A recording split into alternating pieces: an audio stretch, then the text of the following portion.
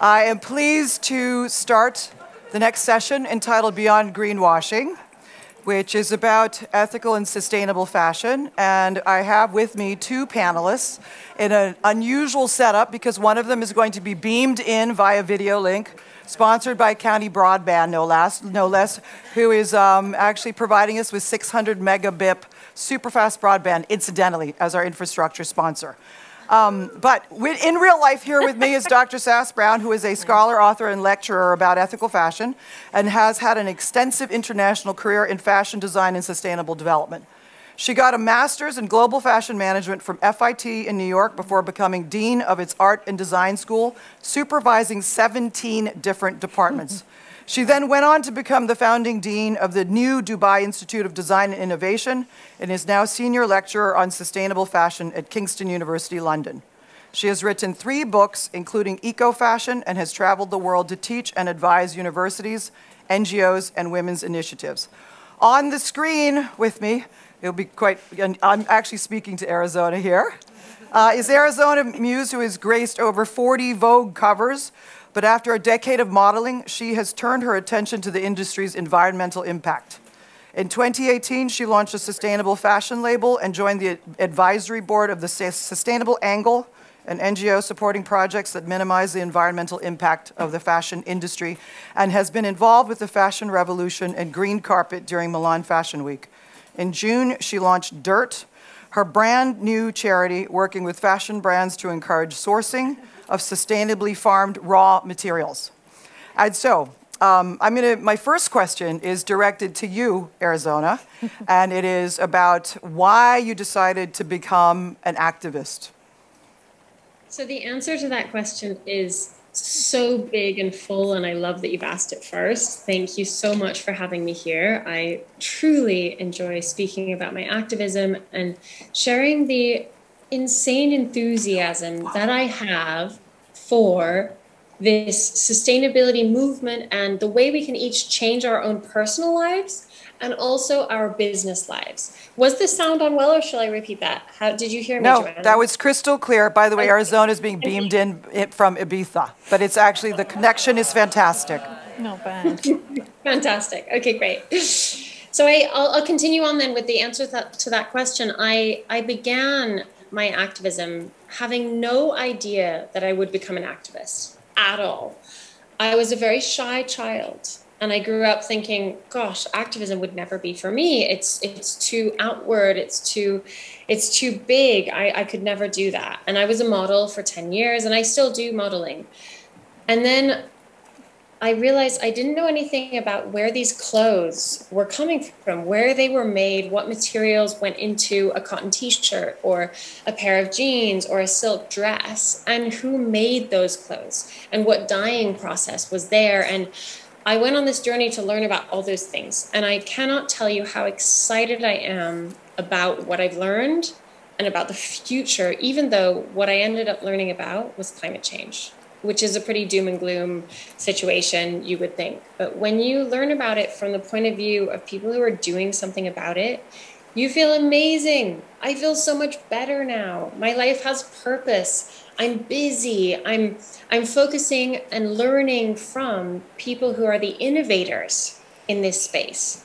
It's so positive and optimistic. It's overwhelming. And that is what I'd like to, really the essence of what I'd like to share about sustainability is that it is so much fun, and it takes you on an amazing journey in your life. Well, that is very inspiring. And I hope that all the young people today, of which there are many, you can't see them in the room right now, but there are a lot of teenagers here who have actually been looking forward to your talk a lot. I was a teenager. So you're going to inspire a lot of them with today's talk. Okay, so now on that note, though, I want to also, again, as usual, drill down to brass tacks and understand the carbon footprint of the fashion industry. And is it true that it is the second most polluting industry in the world in terms of carbon emissions? Sass? No, it's not. It's not true. Unfortunately, we have a massive misinformation problem when we're talking about the impact of fashion and textiles, and there's a number of reasons for that. First of all, textiles are used for a multitude of industries, not just for fashion. There's also an enormous scale of underground economy in the garment production component of the supply chain. And there are very few scientific peer-evaluated studies in terms of impacts. None of that minimizes the scale of fashion's impact, whether it's on air, water, or soil. Part of the problem when you hear statistics bandied around is they tend to talk about pollution, but the reality is pollution of water. We talk about soil pollution, air pollution, carbon emissions. What exactly are we talking about here? Water pollution, microfiber pollution. There are so many different components to this. And therein lies the problem when we're talking about sustainability. There are very few easy yeses and nos and goods and bads. There are levels and there are judgments and there are values. So if we're talking about carbon emissions, it's somewhere between 2 and 6%. You will see varying figures bandied around by different groups, many of them extremely reputable sources. But what's happened is there are quotes of requotes of requotes of requotes, and nobody can track them back to where they originally came from or if they were actually valid figures to begin with. So hence the disparity between 2 and 6%. You'll see it as high as 8% when you're talking about carbon emissions. But the understanding is between 2 and 6 generally. So now I hate to ask you the hard question. So again, compared to the transportation sector, how does it perform then, even with this range in mind?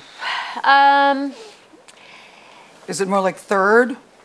It's between third and sixth, I would say. Okay, fine. No, I just wanted to give the audience some idea of the severity. That is still huge. It's still massive. But the part of the problem is when we don't have exact figures to rely on, it makes it a very easy target for people to say, well, how can we possibly take you seriously when you're talking about impacts and statistics and you don't actually know what they are and you can't verify them? Yeah. No, I think it's the beginning of the phenomenon of greenwashing. Yeah. To be able to fudge the figures and just bandy about easy catchphrases. Now, there are different ways to mitigate climate impact in the fashion industry.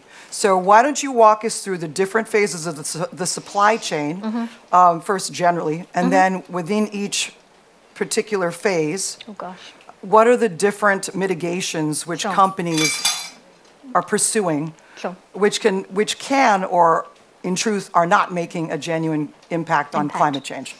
Well, I mean, if we're talking about the supply chain, really we should talk about the value chain, which includes the consumer, because the supply chain is not earth to dirt. It's from the extraction through to the finished product, but it doesn't include the consumer, and the consumer has a considerable impact as well. So that would be the whole value chain, not just the supply chain. But nevertheless, we'd obviously start with extraction of raw materials, whether they're natural materials that are being grown or whether they are synthetic materials like polyester that's produced from oil and coal. So the raw material stage, the processing of that into a fibre, whether it's being cleaned or carded or combed or spun or whatever's happening to it. Then into the fabric stage, so knitted or woven. From there into the garment manufacturing stage. Part of the challenge that we have with that, particularly when you're talking about mass production, so production at scale by big brands, is that many of those processes are very specialized and they happen in particular geographic centers around the world. So the cotton may be grown in Pakistan or Uzbekistan or India, for example, but it's probably not spun there. It's probably being ginned, which is cleaned and really just the base process of the raw fibre. Then it's probably being shipped off somewhere like China to be spun. So we're talking about these geographic specialisms when in the processing of mass product. Okay. On that note, actually, it makes a lot of sense to ask Arizona about her new NGO, her new charity called Soil. No. Dirt. Actually, this is funny because don't kill me. That's I perfect. copied and pasted that from your email. This is why I called it dirt. Is because I wanted us No, I can't forget that. So if it's called dirt. Okay. It's so amazing. with the name like dirt, obviously you're focused on soil. And why did you decide to found a charitable initiative with this as its theme? Because dirt is so often overlooked. But as you were saying earlier, both of you, it's It's where everything begins. We all grow everything we need in soil. And this is something that I didn't grow up realizing, because I thought clothes came from stores and food came from stores, and certainly my furniture came from stores. But actually, everything that is wood was grown in soil because it's a tree. Everything that is clothing was grown on a field because it's cotton or silk or hemp or wool. All of these things, leather, they were all grown on soil. And obviously our food is the one that we do kind of now in the 2020s. We assume, yes, farmers grow us food. Thank you, farmers. Thank you so much. But we never say thank you to farmers for growing our clothes for us. And that's what we need to start doing, to realize the true value of these materials, that somebody's life effort went into growing the raw material for my skirt, even my shoes, my socks, my underwear, everything I wear. If it is not from a petrochemical source, like as you were mentioning, Sass, that is derived from coal and fossil fuels, it came from a farm. So this is why I started this charity, and this is why I called it Dirt. And what I do with this charity is support the biodynamic farming movement. So remember that word, biodynamic, is really important. It's a very tiny type of regenerative agriculture. And the regenerative agricultural movement is growing and growing so much right now. It's so exciting. I have decided to focus in on this one type of regenerative not because the other types are not good. They're amazing. They're all amazing. But I'm concerned that the word regenerative may have a similar future to the word sustainable. Right now, sustainable doesn't mean that much anymore. It's an unregulated word. Anybody can use it and talk about it and pretend they're doing it. And that's called greenwashing, which is the topic of our conversation right now. And this is why I'm focusing on biodynamics, because they are protected by a certification. And now listen to this word. The certification is called Demeter. So when you find a Demeter certified product, you know that it was grown on a biodynamic farm, which is the height of regeneration of soil. And when you regenerate soil, what happens is the soil has trillions of microorganisms living in it, including bacteria, including fungi networks that all work with the roots of plants. And the roots of plants come in and they photosynthesize with the sun. So they bring carbon down into the soil to give it to and pass it from and toward the other networks in the soil of bacteria and fungi. It's incredible what soil life can do. Now you bring water into that situation. Water can suddenly be withheld in soil rather than running off and creating floods and runoff that takes agricultural chemicals out into the water table, which may be a river, which may be the aquifer underneath the soil, or it might be the ocean. It will eventually be the ocean every single time at the end of every single story, which is why our ocean is so polluted right now, because I would say it's almost safe to say 100% of the agricultural chemicals that are used on farms, sprayed across every field up to 16 times a year, are all floating out to sea and creating massive problems in the reproductive systems of sea creatures and all the seagrasses and seaweeds that everybody in the ocean feeds on. This is climate change. It is so enormous of a problem that it concerns us all. I am an individual who's an activist, and yet I have an incredibly high carbon footprint. I am accountable for this situation. It is because of me and the way that I live, because I live in a city, because I've been a model, because I fly everywhere. These are things that I'm trying to reduce. But even so, it's really important for us each to notice that we are a piece of this puzzle. Don't feel like you're a tiny drop in that big ocean. You're not. Every decision you make can change the world. And it feels so good when you make the right decision. Now, I want to ask you in practical terms, vis-a-vis normal commercial farming practices. So can you explain what is entailed by biodynamic farming specifically? Yes. Okay, so a great comparison is when you farm conventionally, you fertilize the soil with spray fertilizer chemicals Then you plant the seed, you grow the plant, you harvest the plant, and then you start again. You fertilize the soil again. This is something that biodynamics does not do at all. It's just biodynamics creates compost. You're essentially farming soil. So every bit of organic material that you have, you compost, and you make richly nutritious soil that can feed all those microorganisms underneath the surface layer. And then you plant plants in it, and you never turn the soil. And when you harvest everything, you're harvesting the most richly nutritious food on earth that can feed humans and nurture us on another level. Farmers who are farming biodynamically look incredible. They are a very different breed of human, and it's not because they were bred, that's the wrong word. It's that they have, through this practice of biodynamic farming, they have become different. The way they move is so still. They look at you with this intense gaze of, I know, and I'm going to discover what you know, and this eager curiosity to be here now. And it is so powerful to be in the presence of biodynamic farmers. It's a full holistic experience. And biodynamic farming, just to go into the technicalities of it, as you asked, Joanne, that it encompasses all of the technicalities of all the regeneratives. So crop rotation, you wouldn't grow the same crop over and over again on one piece of land. You wouldn't graze animals over and over again on one piece of land. You rotate everything, because in nature, you would never have a herd of buffalo sitting still on one piece of land forever. It would destroy it. But instead, when you have big herd animals like buffalo or cows moving across a swathe of land, they stay there for kind of a minute in all essence of the word, but maybe a week or less. They graze and graze and graze, and they manure. They give fertilizer back into the soil, and then they move on. So this is mobile grazing. And then you let that land rest for at least 1 month, possibly even 3 months. The jury's still out on how much is the optimum length of time to let land rest. But this is why I want to be a farmer, because it's all so interesting.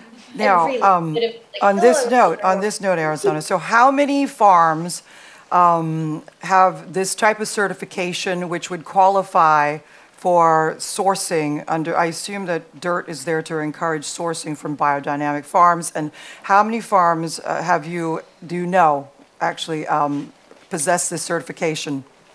So it is a miniature movement. Of the 37% of terrestrial land that is managed right now by humans, 1% of it is organic, and less than 1% of it, we don't know how much, is biodynamic. It's really, really small.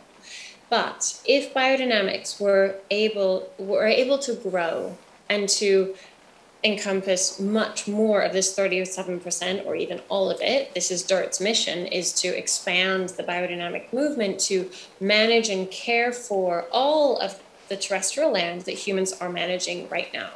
This would change our future. And I've spoken to many farmers who believe that in 5 years, we wouldn't even be in climate change anymore. I personally think 10 years is more realistic, but I know less than these farmers who say 5. So we have the answers at our fingertips. Biodynamics is one of them. Ocean regeneration is another answer, a huge answer to climate change. And it also, what I really would like to highlight is that not only it's amazing for the planet and for soil health and water distribution and all of this, and animal welfare, but people who are farming and regenerating land are the happiest people I've ever met. They're the most fulfilled, most purposeful, have the most awareness, and are most awake. It's really an incredible source of jobs for humans. Okay, thank you. Thank you for that. Now I want to go farther down the supply chain. So going back to, Sass was talking about sustainable manufacturing. That's already an oxymoron. We want to flag that, both of us, I think, because as long as people are making new apparel products, even though they have the word sustainable attached to them, by definition, they're practically contributing, they're adding to the problem, not diminishing it. It doesn't matter if we're talking about clothing or any hard product. Consumption is at the root of all of it. And the reality is we do not need any new clothes, not from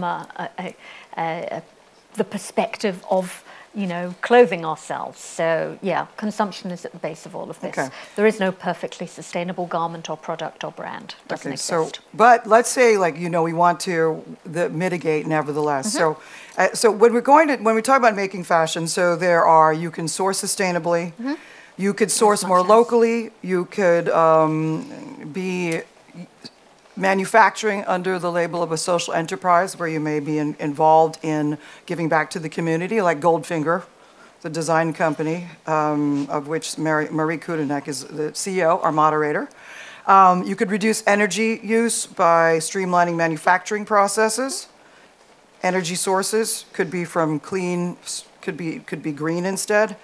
And you could also reduce water use, especially in denim. Now, what about in distribution and marketing of fashion, which I think is a huge issue because, of course, we know there's the circus of the fashion show, the seasonal round of waste, what we know is the market season in the fashion industry. Talk to us about that, Sass. Well, the problem with the system of fashion is it's a really outmoded system. It was developed, really revolves, particularly when we're talking about the production, consumption side of it, we're talking about something that developed based on the forward manufacturing of faster, quicker, cheaper. So for motor cars, but ended up informing how we produce most things at mass. So that has gone on to the growth of, you know, I mean, if we go back hundreds of years, we're talking about fashions changed based on a royal court, at least in the West. So you're talking about fashions that changed every few hundred years, and then every 100 years. And now we got to the 90s when fast fashion sort of became a thing. And then we went from 2 seasons to 4 seasons to drops in retail for every 3 months, which Zara was the really the first company that started with that. And then there was H&M, and, you know, now, God, we've got Fashion Nova and Boohoo and Pretty Little Things and everyone else who do as many as 300 pieces a day. So that speed of delivery has grown exponentially, as has our speed of consumption. If we go back, say, 100 years, we spent a quarter of our income on, actually, sorry, it was closer to a half, I think, on food and on clothing. We spend less than a fifth now, and in the years between 2000 and 2014 alone, our consumption of clothing went up 60%. Oh, wow. Yet we spend significantly less on clothing. It's disposed of quicker. The average lifespan of a piece of clothing is about 3 years. The average amount of time somebody wears a piece of clothing before it's discarded is only about 3 or 4 times. Most Western women have as many as 20 items that sit in the back of their wardrobe that they will never wear before they get rid of them. So our scale of use and of discarding has gone up exponentially, and that's tied to fast I don't want to say fashion because it really doesn't matter whether it's fashionable or not. We're talking about the production of cheap clothing en masse here. Because the reality is if it costs you as much as a frappuccino to get a top to wear on a night out, then it's in your mind as disposable as that, right? Throw it away, wear it once, who cares? So do you see, like, what kind of changes are afoot in the industry? I mean, you see a lot of millennials and younger people, like some of them in the room, who are very concerned about the kind of churn which results from this kind of the fashion industry, fast fashion, seasonal fashion. Do you see some good Oh, there's tons changes? of good. We can't talk about the bad without talking about the mitigations. There's tons of great examples, and that's really why I started writing about sustainable fashion, because there were so many fabulous examples of designers, but particularly in the emerging space as opposed to the big brand space, and particularly regional examples. So they might be in Valparaiso, Chile, or in Nottingham Trent, and they all felt like they were working in bubbles, doing incredible work, but there was very little networking and connection between them. I mean, I'm talking about books that I wrote back in 2010, so we've gone back a bit now. That's changing, but there's incredible work being done out there. What are the industry trade bodies which are conducting certification or who are trying to share resources and know-how about how to turn the industry more green, if any? There are several, and there are challenges with all of them. I mean, you know, you'd have to mention the SAC, Sustainable Apparel Coalition, which are the founders of the Higg Index, which is an open source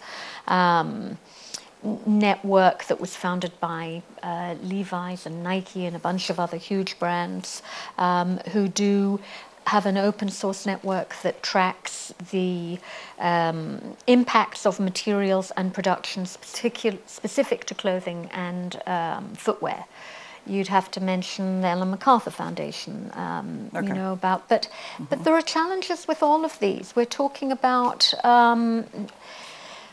you know, the SAC, for example, have recently downgraded the environmental impact of polyester. And I can't say for sure, but I have to say that has to be influenced by the big brands that fund them. Because how can you possibly downgrade the environmental impact of a material that is sourced from oil? Okay. Now, based on your remarks, I gather that you believe that the single greatest contributor to waste in the fashion industry is the low pricing or the declining price of fashion. Is that true? I think there are many contributing factors, but yes, the fact that it is so low cost and so low quality in terms of manufacture and of textiles makes it by default disposable. Okay. Now, and then because the title of our talk today is Beyond Greenwashing, there's a lot of different palliative measures that fashion brands are trying to take. So which of them, in fact, contribute, well, or mitigate their carbon footprint, the carbon footprint of brands the most in reality? Okay, I'll talk first actually about the one I have the biggest problem with, which is actually carbon offsetting. Because most of the big brands have made commitments to 2025, 2030 for net zero or 50% reduction of their carbon emissions. But whenever you talk about statistics, you have to dig much deeper about what they're talking about. First of all, many of them are talking about fully owned operations.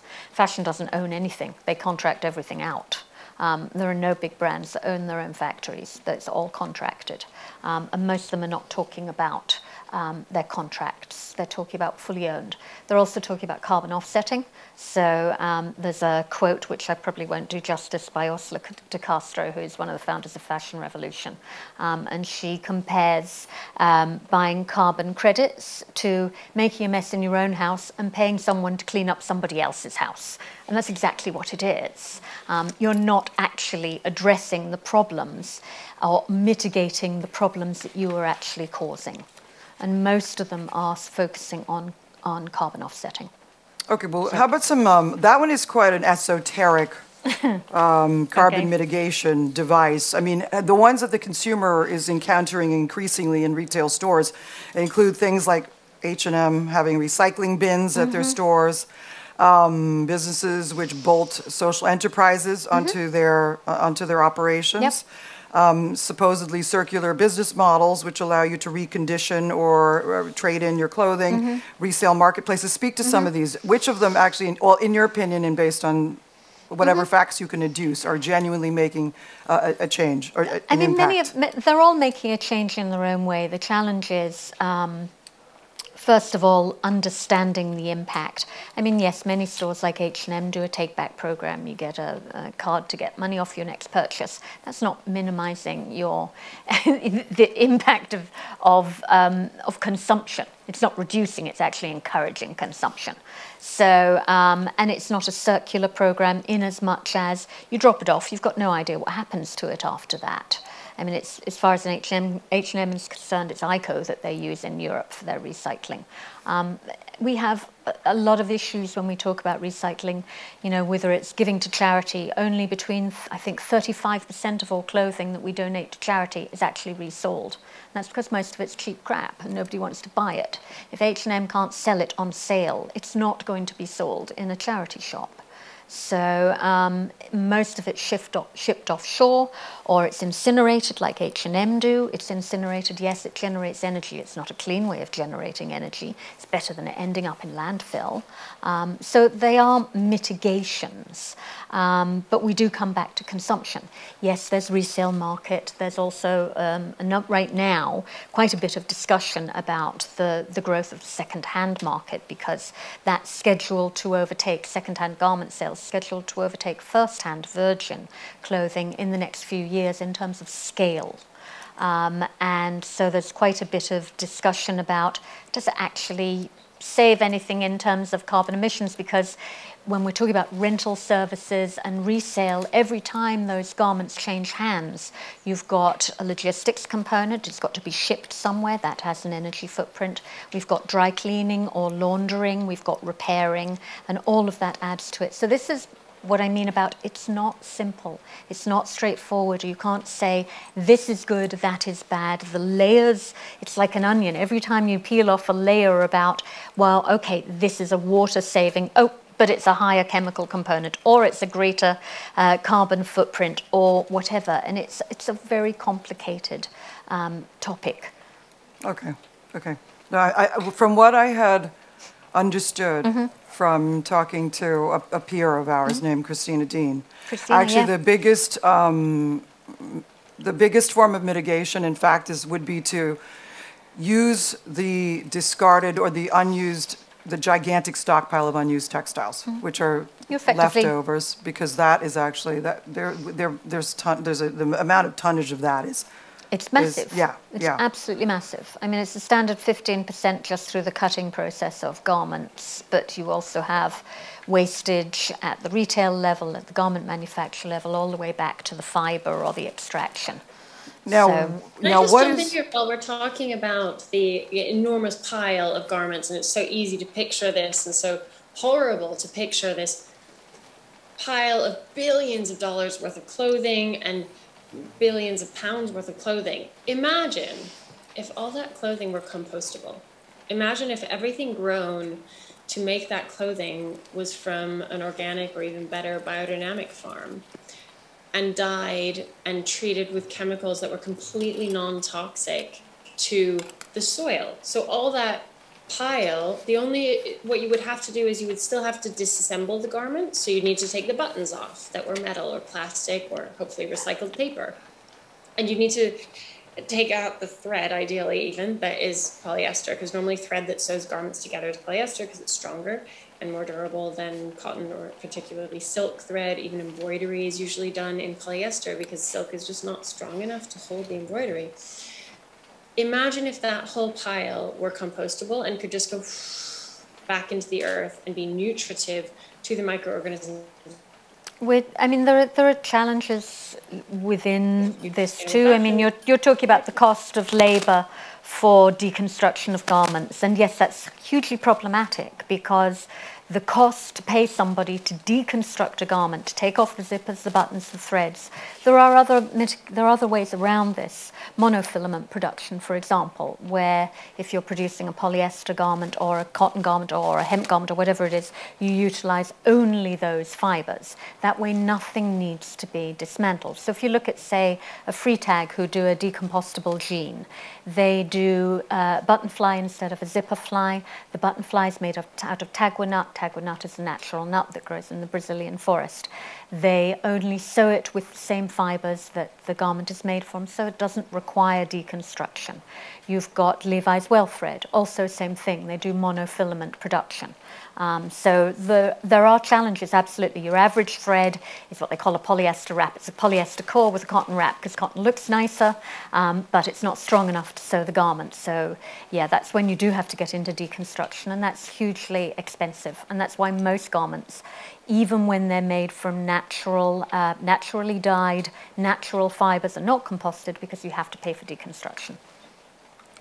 Okay, no, that's an interesting point. I mean, if I'm not mistaken, the chemical processes and the technology don't yet exist to make synthetic fibers recyclable. That's a very... well, the polyester can be recycled. I mean, this is... Yes. And, you know, ocean plastics, yes, they can be recycled. So nylon fishing nets can be made into, so can tires be made into shoe soles. There are lots of ways of recycling used materials and plastics and synthetic materials. So they can be, but it depends on the process. You have chemical and you have mechanical processes. They're both expensive, presumably. Or it's at a price the consumer won't accept so far. Not compared to fast fashion. That's one of the big problems. We probably, sounds like we need a fabric tax or a fashion tax the way we need a meat tax. They tried to pass... to cut down on the demand for these products. Actually tried to pass one last year in the UK government, and they voted it down. They wanted to add, I can't remember if it was 1 penny or 2 pennies to tax garments at retail level, and that money would be used to finance recycling plants in the UK. It was voted down. So do you feel like it's a pipe dream to expect change to happen at a consumer grassroots level, or is it actually in fact going to be impossible without the industry changing itself through the leadership of some important brands or leaders, or do you think it's a combination, both of you? I mean, is it a question of the consumer voting somehow with their pocketbook for real? I mean, this is it seems to be that seems to be the zeitgeist nowadays. I think it's multi-stakeholder. I don't think any one of those stakeholders can push this through on their own. There's been enormous focus on consumers affecting change, and yes, they have affected change. As have brands themselves made change, but it requires government oversight as well. I think it needs all three stakeholders to come together. Now, this is my last question before I'm going to turn it over to the audience for some questions. So what about the fashion, the whole culture of fashion? I mean, what changes within the culture of fashion would actually make a difference besides we're talking really about the mechanical nuts and bolts a lot, and the price structure of fashion. What about the culture of fashion, of beauty, of seasonality, of invidious comparison, et cetera, et cetera? Yeah. I mean, all of that has changed. The system of fashion as it stands is not a sustainable system. It's no longer fit for purpose. And that means everything from how we equate success to a young designer having to be sold at wholesale at certain key retailers, to making in a size 0 model size, to showing at trade shows and fashion shows, to you know, all of that has to change, to not getting press unless you participate in the fashion calendar. All of that has to shift. Arizona, what would you like to see change in the fashion industry, which you think would make a difference to the consumer? I think that there's something enormous that underlies the whole fashion industry, and that is a fear culture.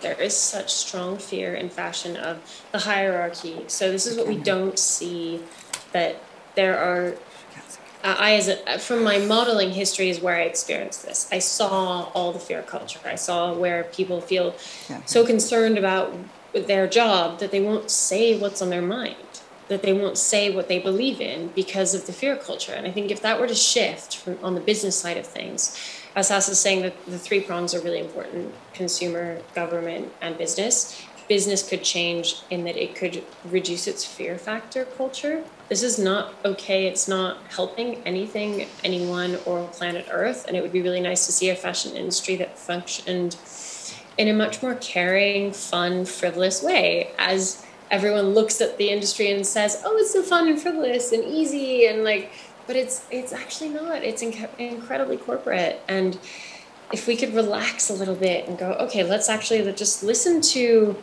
the interns in the company, for instance. What do they have to say? Wow, take them seriously. Maybe they do have some good ideas. I think that could help a lot. Okay. All right. On that note, I'd like to open up the floor to questions. Okay, Louise, my stepdaughter, the environmentalist, has a question here. Thank you both. Such an interesting panel. I have a question for Arizona on the agricultural side of things. So completely agree with you that biodynamic agriculture, permaculture has to be the way of the future because, as you said, it's regenerative. But unfortunately, from a practical perspective, I'd say about 99% of farmers, smallhold farmers, do monoculture. You know, they get agricultural subsidies from the governments for the fertilizers, which means that they could grow the highest yield, have the most volume product to sell at the market. Now, how can you, or what do you think needs to be in place to be able to transition these monoculture farmers towards a more biodynamic process, with the considerations that it can take 0 to 10 years to increase the health of soils, and then during those times they're unable to produce those crops? So just like from a practical perspective, what do you think needs to happen to make the transition? You're so intelligent. That is such a brilliant question. Obviously, I mean, you've given it to me in your question. The subsidies need to change. If you start to incentivize good farming practices, that is an obvious win. But also, I'd like to comment on the statistic of it taking from 0 to 10 years for soil to regenerate. It really depends, and most soil will take... Regeneration is a process. So from the moment you start, it's doing it. It's regenerating. So if you're talking about a mining scar where mercury has been used to take the gold ore out of the rock, I mean, yeah, that would probably take 10 years, but maybe not, because I actually know of some mining projects in Uganda who are using regenerative agriculture to regenerate mining scars, and it doesn't take 10 years. And that is the worst of the worst degraded soil.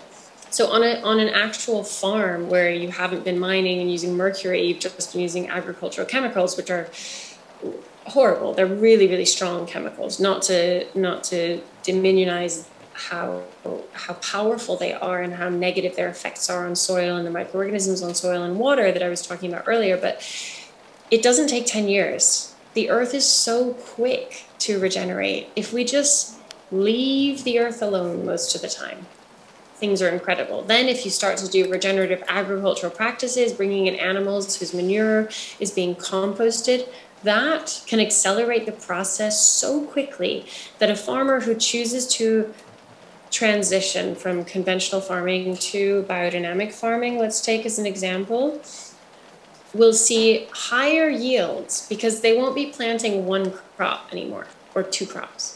Normally, conventional farmers plant a whole huge field of corn and then halfway through the year plant a whole huge field of soy, something like that. And then they'll have 1 or 2 harvests, so they're really vulnerable to that one crop failing. Whereas a biodynamic farm will never do that. They will have 16 crops throughout the year. They'll have many different harvests throughout the year. So if one harvest fails, it's okay, they've got 15 other ones. So they're just much more resilient. This word is becoming really popular in agriculture, that we need to create a resilient agricultural economy. By the way, for those of you who attended the first session today, it was entirely dedicated to this subject. So I hope you will download that video later, which was captained by Marie, which actually addressed your question very directly, which is the answers in the 25-year environment plan, which was unveiled in 2018 by Michael Gove, which is going to reward farmers. It's going to be rewarding farmers for building the stock of natural capital in the UK. So it's a giant seismic change in the UK agricultural policy, which will encompass as well the inputs which go into the fashion industry as raw materials. So I encourage everybody to read that. If I can just any other question? Can I just add really quickly to that? Because coming from a very specific textile perspective, cotton, for example, it's a 3-year transition to go from, we're not talking about biodynamics here, we're just talking about shifting from a GMO, pesticide, insecticide-laden crop to a organically grown one. It's a 3-year transitional period. And that works most effectively when someone finances that. So when a brand makes a commitment to purchase transitional cotton, because that 3-year period is when the farmer loses in terms of scale of crop, but they haven't yet been able to get a higher price because it's not yet certifiable product. And there have been brands that have done it, surprising brands like oh gosh, huge American mass retailers that have done it. Actually, H&M did it for a while as well. So financing transitional cotton is a huge impact. And transitional cotton, or cotton, organic cotton, is less than 1% of all cotton grown is organic. Because we worked on it doing transitioning from non-organic bananas for my previous role to organic. It took about 6 years. 6 years to be able to do it, to get Rainforest Alliance approval, and we were only able to do it because we had access to patient capital. So I think the financing thing is Yeah, that's the linchpin. It's and the the consumer linchpin. has to ask for it if a brand is going to invest in it long term and accept the upfront investment in a new mode of farming. Any other questions? If not, I just want everybody to thank Sass and Arizona for joining us by video. Thank you.